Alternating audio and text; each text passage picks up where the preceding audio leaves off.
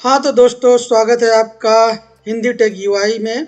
आज हम बात करेंगे कि अगर हम कोडिंग कर रहे हैं या कोई प्रोजेक्ट पे काम कर रहे हैं तो कैसे हम अपने काम में इफ़िशिएंसी ला सकते हैं, तेज़ी से कैसे काम कर सकते हैं, अपना टाइम कैसे बचा सकते हैं। तो उसके लिए पहले तो मैं एक मान लीजिए HTML का काम हम लोग कर रहे हैं, कोई HTML की कोडिंग कर रहे हैं। तो HTML का जल्दी से मैं स्ट्रक्चर बना लेता हूँ।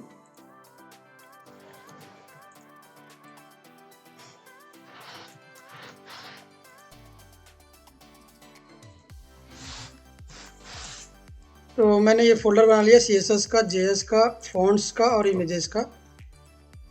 मैं अपने इस फ़ोल्डर को अपने सबलाइन में कॉन्फ़िगर कर लेता हूँ ताकि वो फ़ोल्डर यहाँ पे आ जाए। यहाँ से पाथ ही लेके देखता हूँ।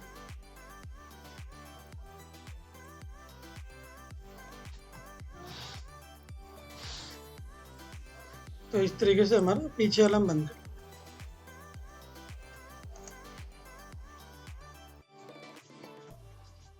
index.html से फाइल को सेव कर लेते हैं। ठीक है, उसके बाद हम इसमें कोड डालेंगे। तो बूटस्ट्रैप का अगर मान लो कोड लिखना है तो यहाँ पे बूटस्ट्रैप स्टार्टर टेम्पलेट आता है, आप क्या डाल लिया, बहुत सिंपल, और काम शुरू कर दिया। एक तो ये तरीका जो ज़्यादातर लोग यूज करती है। सेक्शन तो जगह जगह लेते हैं, इतना कोड तो बूटस्ट्रैप में करना ही पड़ता है सेक्शन के लिए, अगर आप कॉमन सेक्शन यूज कर रहे हैं। Container div class row and div class call MD4 call LG4 जैसी नीड होगी उसी हिसाब से। मोबाइल फर्स्ट में काम करते हैं तो हम लोग यहाँ पे कॉल 6 लगा लेते, मान लो मोबाइल में दो दिखाने हैं उसके हिसाब से। यहाँ एक पी पैराग्राफ ले लिया और उसमें कुछ टेक्स्ट डाल दिया, अलार्म स्पून डाल दिया, वो डाल दिया। इस तरीके से हम ये अपना कॉपी करके, ये एक तरीका है। देखो जितना तेज़ी से तेज़ी काम करेंगे। हमने अपने कोड को खोल लिया, यहाँ पे रन करा लिया, तो ये देखिए हमारे 3 पैराग्राफ बन के आ गए। क्या इससे तेज भी हो सकता है हमारा कोड और तेज़ी से? हाँ, तो उसका जवाब है हाँ। अगर आप इमेट को यूज करते हैं तो इमेट के यूज से आप और तेज और फास्ट कोड कर सकते हैं। अब इमेट काम कैसे करेगा, अपने सबलाइन में इमेट को कैसे हम यूज करेंगे वो दिखाता हूँ मैं आपको। सबसे पहले तो Ctrl+Shift+P करेंगे तो इस तरीके से आपके पास पॉपअप आ जाएगा जिसमें आप लिखेंगे package control.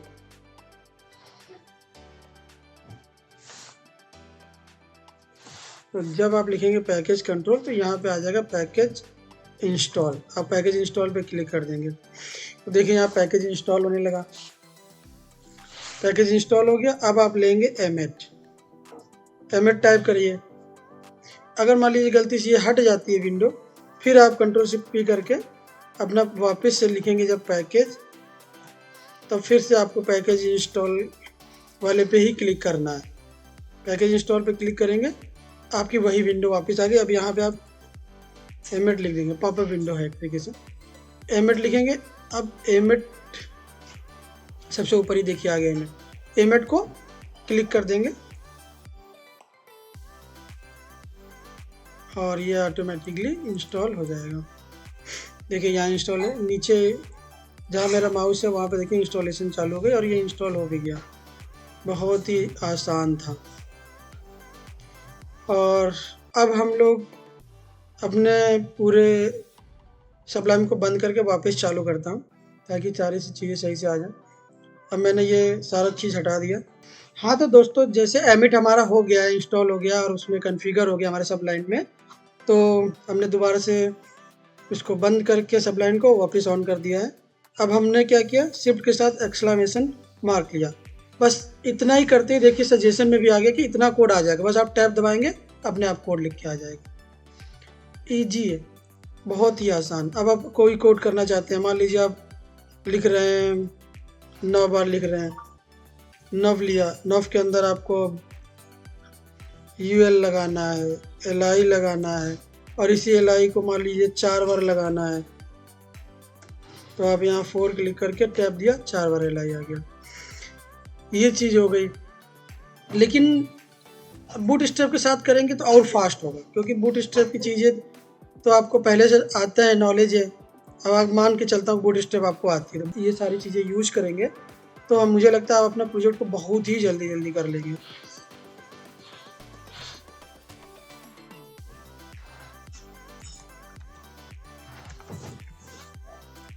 Hindi tag UI और टिप्स 2 करके मैंने डाला। हाँ ठीक है। सबसे ज़्यादा क्या होता है, एक कॉमन जो हम लोग सबसे ज़्यादा कोड सेक्शन वाला करते हैं, जो मैंने पहले बताया, सेक्शन कंटेनर वंटेनर करके सारा लिखते हैं। तो उतना कुछ नहीं करना है, केवल आपको क्या करना है, ये मैं हटा देता हूँ। हमने लिखा सेक्शन, सेक्शन के अंदर हमारा आएगा, अगर हमें सेक्शन में मान लीजिए कोई क्लास लगानी थी, क्लास हमने PY5 लगा दी ताकि वो उतनी पैडिंग ले सके, ठीक है, Y एक्सिस में ही। और उसके बाद हमने क्या किया, सेक्शन में एक डिव लिया, उस डिव में हमने एक क्लास लगाई कंटेनर, ठीक है, कंटेनर लगा दिया। फिर हमने एक डिव लिया, अब डिव में हमने क्या लिया, एक क्लास लगाई रो, ठीक है। देखिए नीचे सब लिखता भी जा रहा है ताकि आपको गलत तो नहीं कर रहे, समझ में भी आ जाएगा। फिर उस रो के अंदर हम लोग जैसे डिव लेंगे, एक डिव लिया, उस डिव में हमने एक क्लास लगाई कॉल MD4, हम चाहते हैं कि 3 बार आ जाए, यही तो चाहते थे, कॉल MD4 लगा के 3 बार, और 3 बार डिव आ गया, ठीक है। अब हम टैब दबाएंगे, हमारा इतना कोड अपने आप लिख गया, सिंपल, ज़्यादा कुछ करने की जरूरत नहीं पड़ी। अब मान लीजिए अब इसके अंदर पहले डिव में अभी मान लो हमको एक पैराग्राफ, एक हेडिंग लेनी है, तो हमने H किया, H दबाया और H2 दबाया, टैब दबाया, H2 हेडिंग आ गई। और अब हेडिंग 1 लिखने के बाद हमें एक पैराग्राफ चाहिए, P लिया, P लेने के बाद लॉरम लिया और टैब दिया, पूरा अपने आप लॉरम इसमें आ गया, हमें लिखने की जरूरत ही नहीं। फिर सेम, अब मान लीजिए इसमें हमें कोई ULLI के बनाना है, ULLI लिया, फिर LI के अंदर अब हमें एक एंकर टैग लेना, ठीक है। मगर ULLI हमें लेनी है कितनी, हमने ULLI ले ली 5 ULLI आ गई। अब इसके अंदर हमें लेना है एंकर टैग ले लिया। और HRF जो है, हम HRF के अंदर अगर मान लो हैशटैग लगाते हैं, क्योंकि अलग अलग जाके सब में हैशटैग लगाने में कितना टाइम खर्चा होगा, तो हमने यहाँ लिखा HREF इक्वल टू हैज, अपने आप देखिए नीचे हैज लिख गया। अब इसके अंदर भी मान लीजिए हमें आइटम 1, आइटम 2, आइटम 3 करके लिखना है, तो हम एक करली ब्रेसेस लेंगे, करली ब्रेसेस में हमने लिखा आइटम, अब वहाँ लगा दिया $, तो आइटम 1, आइटम 2, आइटम 3 एक साथ आ गया। बस जैसे ही टैप देंगे आराम से ULLI बन गई हमारी, कोई कुछ समय लगा ही नहीं। अब ऐसे ही मान लो कुछ एक चीज़ और बताने की कोशिश करता हूँ मैं आपको, जो सबसे ज़्यादा दिक्कत करता है हमें, सिलेक्ट लेते हैं, ज़्यादातर हम लोग सिलेक्ट यूज करते हैं फॉर्म में। अब सेलेक्ट यूज करते हैं तो कॉमन उसमें वैल्यू चलती है, हर बार देखता हूँ मैं, जैसे कॉमन चीज़ अभी डमी डालना होता है तो हम लोग आइटम 1, आइटम 2 करके ही तो डालते हैं सिलेक्ट में, और उसमें वैल्यू भी चलती है, वैल्यू 1, 2, 3, 4 चलती है। दोनों चीज़ों को हमें एक साथ मैनेज करना है। कैसे करेंगे, सिलेक्ट लिया, सिलेक्ट, अब मान लो बूट स्ट्रैप लिया तो कौन सी क्लास लगेगी, फॉर्म सिलेक्ट लगेगी, फॉर्म सिलेक्ट क्लास ले लिया। अब उसके बाद हमने लिया ऑप्शन, अपने आप वैल्यू आ गई, देखिए अब ऑप्शन लिया, अब वैल्यू आ गई। अब वैल्यू के अंदर हमें लेना क्या है, हमने लिया वैल्यू के अंदर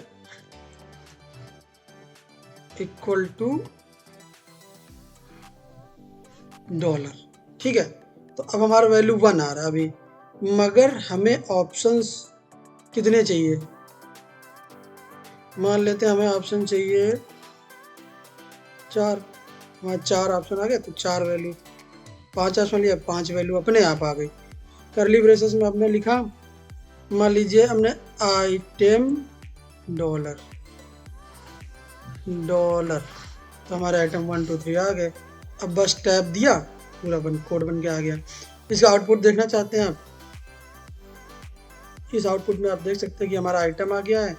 इसमें क्या क्या और चीज़ें हैं, तो उसके लिए मैं आपको सीधा ये चीट कोड का एक लिंक शेयर कर दूंगा डिस्क्रिप्शन में। चीट कोड में आप देख लीजिएगा, ज़्यादा समय नहीं लेते हैं। और मैं आपको क्विकली एक चीज़ और बता देता हूँ। पूरे पैराग्राफ को कॉपी किया, यहाँ पेस्ट किया, और यहाँ पे लिखा हेडिंग 1, यहाँ 2 और यहाँ 3। अब क्या होगा, अब इसका आउटपुट हमें देखना है, रिफ्रेश बार बार करना पड़ेगा। तो हम अपने रिफ्रेश को बचाएंगे, रिफ्रेश ना करना पड़े, यहाँ कुछ भी लिखे और वहाँ दिख जाए, इससे हमारा बहुत समय बचेगा। तो इसके लिए हम क्या करेंगे, फिर से वही कंट्रोल शिफ्ट पी किया। कंट्रोल शिफ्ट पी करने के बाद हम लोग लिखेंगे पहले पैकेज कंट्रोल, यहाँ पे हम लोग लिखेंगे ब्राउज़र सिंक्रोनाइज। तो ये ब्राउज़र को सिंक करने के लिए यहाँ पे हमने क्लिक किया, ये हमारा हो गया। हम एक बार और सबलाइन को बंद कर देते हैं, वापस से ऑन करते हैं ताकि चीज़ें सही से चलें। तो देखिए अब यहाँ पे ब्राउज़र सिंक करने के लिए आ गया। यहाँ पे लॉन्च करेंगे, लॉन्च करके थोड़ा वेट करेंगे तो अपने आप वो हमारे क्रोम पे जाके खुल जाएगा। अलाउ कर दिया हमने। तो देखिए एक लोकल होस्ट सर्वर बना लिया। जैसे मान लीजिए मैंने कुछ लिखा, अब मैंने यही ऊपर वाले पैराग्राफ को फिर से कॉपी किया और यहाँ पे गया, हेडिंग 4 कर दिया, और यहाँ पे मैंने लॉरम इंटू 2 कर दिया, तो और पैराग्राफ आ गया। अब मैंने यहाँ पे सेव किया। अब मुझे रिफ्रेश करने की जरूरत नहीं, देखिए अपने आप ही आ गया। अभी देखिए ये पूरे में है, मैं चाहता हूँ पूरे में आ जाए, पूरे में आ जाए। तो मैं क्या करूँगा, यहाँ पे मैंने यहाँ 12 कर दिया, कॉल एमडी। रिफ्रेश देखिए नहीं करूँगा, बस खोलूँगा, यहाँ देखिए पूरा आ गया। मगर यही चीज़ ये बगल वाले टैब में देखिए नहीं आया, क्योंकि यहाँ रिफ्रेश करना पड़ेगा।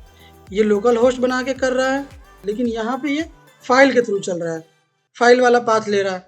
तो इस वजह से कोई सर्वर तो है नहीं लोकली, तो इसको पता ही नहीं चल रहा। तो इसको जब तक रिफ्रेश नहीं करेंगे यहाँ दिखेगा नहीं। तो ये आपका रिफ्रेश बचाने का एक और चीज़ मैंने बताया। तो ये 2 चीज़ों पे आप अभी प्रैक्टिस करिए। वीडियो लंबा होता जा रहा है, मैं नहीं चाहता ज़्यादा लंबा वीडियो हो, इसलिए यहीं पे वीडियो को स्टॉप करते हैं। एंजॉय करिए, आगे मिलते हैं नेक्स्ट कोई नई चीज़ सीखने के लिए।